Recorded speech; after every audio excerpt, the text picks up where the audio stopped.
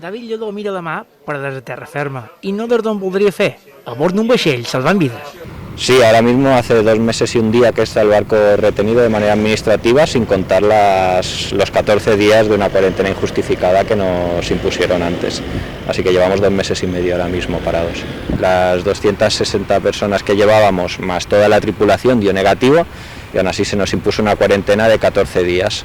Tan pronto como acabó esta cuarentena nos hicieron entrar a puerto y nos sometieron a esta inspección de 17 horas. Las paradas que se están haciendo a los barcos de las ONGs tienen un único objetivo. Este objetivo no es otro que silenciar lo que ocurre en el Mediterráneo, porque las noticias sobre lo que ocurre, vulneración de derechos humanos, muertes, devoluciones en caliente, etcétera, solamente se conocen cuando hay ONGs en la zona que están denunciándolo. Por lo tanto, muerto el perro, se acabó la rabia. Al darrer salvament van ajudar més de 200 migrants. Pensar que d'ençà que estan aturats hi ha gent que ha perdut la vida le genera un sentiment d'impotència. En el tiempo que llevamos parados ha habido cientos de muertes. Durante los días posteriores a la inspección, por ejemplo, donde solamente había un barco de una ONG, hubo 130 muertos, pero las cifras oficiales son de cadáveres recuperados.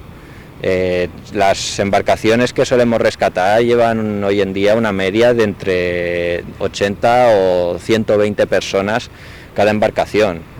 Una embarcación que se hunde sin que tenga nadie conocimiento, se hunde por la noche al salir, puedes contar 120 muertos fácilmente, de los que nadie sabe nada.